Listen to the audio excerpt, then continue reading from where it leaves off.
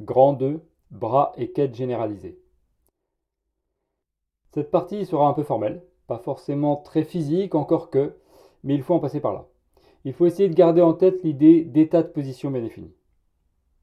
Petit 1, rappel sur la notion de bras. On va commencer par un rappel sur la notion de bras. Un bras est une forme linéaire continue sur l'espace de Hilbert. On rappelle qu'une forme linéaire est une fonction qui prend un élément d'un ensemble et qui en fait un nombre. Donc ici, cette fonction prend un élément de L de 2R, une fonction de carré sommable, et en fait un nombre dans C. Et cette forme doit être continue. Soit oméga un élément de H', alors oméga est une fonction de H dans C, qui a tout f dans H associe oméga de f dans C. Et l'on rappelle également que le théorème de représentation de Riesz nous dit que cet espace des formes linéaires continues, que l'on appelle le dual topologique, qui est le sous-espace du dual algébrique, qui lui contient toutes les formes linéaires continues ou non, est isomorphe à l'espace des états. On a vu que L de 2R, l'espace des fonctions de carré sommable, était un bon espace de Hilbert. Espace doté du produit scalaire suivant. Produit scalaire entre deux fonctions f et g égale l'intégrale de moins l'infini à plus l'infini de f étoile de x, g de x dx.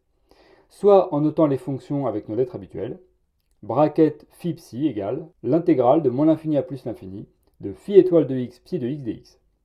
Ceci définit un produit scalaire hermitien qui définit une norme qui est la norme hermitienne associée. Et cet espace est complet. Si l'on prend une suite de fonctions de carré sommable qui est de Cauchy, elles convergent vers une fonction de carré sommable au sens de Lebesgue, à une égalité presque partout près, etc. C'est l'espace de Hilbert standard des fonctions de carré sommable, mais ce que l'on vient de dire est vrai quel que soit l'espace de Hilbert sur lequel on travaille. Donc on a l'espace de Hilbert H et son dual topologique H', qui est l'espace des formes linéaires continues sur H. Donc par définition, un bras est un élément de H', un élément de l'espace dual topologique de l'espace de Hilbert, tout simplement. Tous les éléments de H' sont appelés bras. On va prendre un exemple dans l'espace de Hilbert qui nous intéresse ici, c'est-à-dire L de 2R. On va prendre comme exemple une forme linéaire grand F qui a tout élément de L de 2R, donc à toute fonction psi, associe l'intégrale de moins l'infini à plus l'infini de psi de x e puissance moins x au carré dx. Cette intégrale existe puisque même sans le terme e puissance moins x au carré, cette intégrale converge. Donc en tuant en plus à l'infini par une exponentielle de cette forme, évidemment elle converge. Et puisque cette intégrale converge, c'est donc un certain nombre qui appartient à C, et l'on peut montrer facilement que cette forme linéaire est continue. C'est-à-dire que si l'on fait varier continuellement la fonction psi au sens de la norme dans L de 2R, on aura une variation continue du nombre obtenu. Donc ici, une variation continue de l'intégrale au sens de la norme dans C. On rappelle que pour que le concept même de convergence ait un sens dans un espace vectoriel, il faut définir une distance pour l'espace en question, et donc une norme. Maintenant, nous l'avions déjà mentionné, le théorème de représentation de Riesz nous dit que les seules formes linéaires continues possibles sont les produits scalaires avec certaines fonctions. Donc ce théorème s'applique ici. Et si l'on considère un ket g, élément de L de 2R, qui serait la fonction qui a x associe e puissance moins x au carré, on peut voir que cette forme linéaire grand F n'est rien d'autre que le produit scalaire du ket g avec le ket psi. Grand F de psi égale bracket g psi. Et l'on peut prendre n'importe quelle autre forme linéaire, il existera une certaine fonction telle que cette forme linéaire sera le produit scalaire de la fonction en question avec psi. Voilà pour notre exemple, on va maintenant partir d'une autre forme linéaire. Note, dans ce qui suit, h égale L de 2R. Donc les éléments de h sont toutes les fonctions de carré sommable psi de x que l'on note ket psi. Petit 2, bras généralisé. La distribution de Dirac que l'on a vue précédemment est une forme linéaire de L de 2R dans C, que l'on va pour l'instant noter delta x0, qui a toute fonction phi de L de 2R associe le nombre phi de x0. Ceci est une parfaite forme linéaire, elle prend une fonction et en fait un nombre, et elle est linéaire puisque si l'on prend maintenant la fonction phi1 plus lambda phi2 de x0, on obtient la même chose qu'avec phi1 de x0 plus lambda de phi2 de x0. Question, avec quelle fonction cette forme linéaire est-elle le produit scalaire? Réponse, aucune. Ce n'est le produit scalaire avec aucune fonction. Est-ce que cela contredit le théorème de représentation de Riesz? Non, car le théorème de représentation de Riesz nous dit que toutes les formes linéaires continues, tous les éléments du dual topologique, sont des produits scalaires avec une certaine fonction. Ici, on a bien une forme, elle est linéaire, mais elle n'est pas continue. Elle n'est pas continue sur l'espace L de 2R. On peut facilement trouver une suite de fonctions qui convergent vers la fonction 0, mais dont les phi n de x0 ne tendent pas vers 0. C'est même très simple, il suffit de prendre une fonction autour de x0 qui vaut toujours 1 en x0, mais qui se rapproche de plus en plus de x0 comme ça. Et à la limite, la fonction vaudra 0 partout et 1 en x0. Mais à la limite, cette fonction est alors équivalente à la fonction nulle, puisque son intégrale est nulle. Donc dans L de R, c'est la fonction nulle en fait. Alors que phi n de x0 vaut 1 pour toutes les fonctions phi n. Et donc la limite de phi n de x0, c'est 1. Donc cette forme linéaire, qui est parfaitement bien définie, est formidable, sauf qu'elle n'est pas continue. Et elle ne correspond donc à aucun produit scalaire avec une fonction. Néanmoins, c'est une forme linéaire. Et l'idée du bras généralisé va être de considérer malgré tout cette forme linéaire, non continue, comme un bras et la noter bras x0. Donc cet objet n'est pas un élément de H', du dual topologique, mais c'est une forme linéaire et il est donc parfaitement bien défini mathématiquement. À partir de ce bras généralisé, on va maintenant tirer un ket généralisé qui sera notre ket x0, qui serait l'équivalent d'un état à position bien définie. Question. Mais le ket ne sera pas une vraie fonction du coup. En effet, ce ket ne sera pas une vraie fonction, mais on va pouvoir lui donner un sens mathématique grâce à la définition du produit scalaire justement. C'est ça toute l'idée. Petit 3, ket généralisé. Remarque, on peut fabriquer des bras généralisés à partir de toutes les distributions tempérées, mais nous n'aurons besoin que des distributions de Dirac. Donc nous n'introduirons pas cette notion parce que nous n'en aurons pas besoin.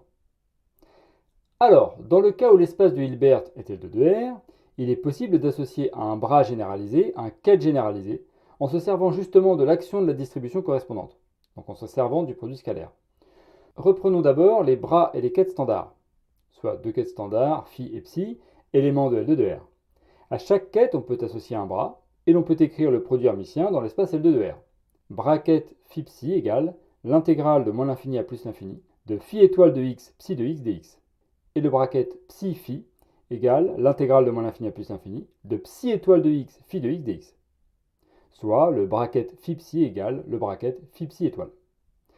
De la même façon, on définit le ket généralisé x0 comme suit. Pour tout ket phi appartenant à L de R, le bracket phi x0 étoile égale le bracket x0 phi, tout simplement. Si x0 était un vrai bras, qui serait donc associé à un vrai ket, on aurait cette relation. Alors le bras x0 n'est pas un vrai bras, c'est un bras généralisé, c'est un objet mathématique bien défini, c'est une forme linéaire, mais elle n'est juste pas continue.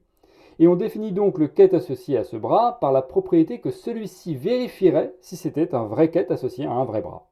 Mais attention, encore une fois, le ket x0 n'appartient pas à L de R.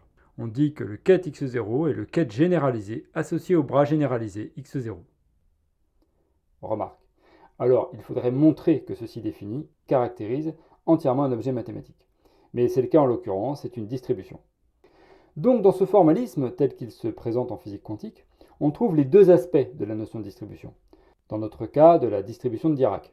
Une en tant que forme linéaire, non continue certes, sinon elle lui serait associée une fonction tout à fait standard, et qui nous donne le bras généralisé x0, dont l'action réalise l'évaluation d'un ket psi au point x0, c'est-à-dire un objet qui agit sur un espace de fonction pour en faire un nombre via une intégrale. Pour tout ket psi appartenant à H, L de R ici, le bracket x0 psi égale psi de x0. Et dans sa version fonction généralisée, le ket généralisé x0 est le delta de x moins x0 tel qu'on se le représente généralement, qui vaut 0 presque partout et qui vaut entre guillemets l'infini juste en x0, et qui, quand on l'évalue en x, donne bracket x x0 égale delta de x0 moins x. Donc la distribution de Dirac est là derrière. Petit 4, bras et ket position x0. On a vu que, par définition, le bras x0 appliqué à une fonction psi donne psi de x0. Et on va définir le ket x0 associé à ce bras x0 en écrivant que pour une fonction phi appartenant à S, avec S l'espace de Schwartz, l'espace des fonctions C infini à décroissance rapide, on a, comme si c'était un vrai produit scalaire standard, bracket phi x0 égale bracket x0 phi étoile. Note. Décroissance rapide signifie qu'à l'infini, la fonction décroît vers 0 plus vite que n'importe quel 1 sur x puissance n, donc plus vite que n'importe quel polynôme. Non seulement la fonction décroît plus vite que n'importe quel polynôme vers 0, mais toutes ses dérivées aussi. Ce sont des fonctions qui sont vraiment tuées très fortement à l'infini. Nous verrons plus loin pourquoi l'on a besoin de ces fonctions. Si l'on veut associer un ket généralisé au bras généralisé x0, on doit avoir cette égalité. Or, bracket x0 psi égale psi de x0, et donc bracket x0 phi étoile égale phi de x0 étoile, tout simplement. Donc le ket x0 associé au bras x0 et le ket dont le produit scalaire avec une fonction quelconque phi donne intégrale de moins l'infini de phi de x étoile ket x0 dx, et à quelles conditions cette intégrale est égale à phi de x0 étoile, simplement à condition que ce ket x0 soit le delta de Dirac.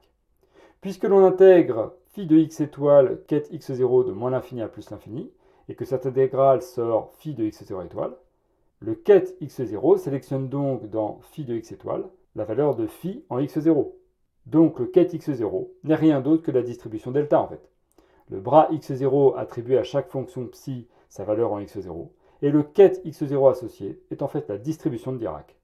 Donc le ket x0 associé au bras x0 n'est pas, comme on l'avait anticipé, un élément de L2 de R, ce n'est même pas une fonction, c'est la distribution delta de Dirac. Petit 5, bras et ket généralisé impulsion P. Nous allons commencer par définir les bras et les quêtes qu'on appelle impulsions. On notera le bras impulsion bras P et le ket impulsion ket P. Petit a, définition. Soit la fonction oméga P qui à x associe oméga P égale 1 sur racine de 2pi h bar multiplié par e puissance ipx sur h bar. Il s'agit de faire apparaître ici un P qui a les dimensions d'une impulsion, ou quantité de mouvement. P fois x a bien les dimensions de h bar. C'est ce que l'on avait déjà fait avec le Hamiltonien. On avait écrit e puissance iet sur h bar, qui était l'évolution de la phase des états propres, que l'on avait préféré comme écriture à e puissance i oméga t, qui est équivalente, juste pour faire apparaître quelque chose qui a la dimension d'une énergie.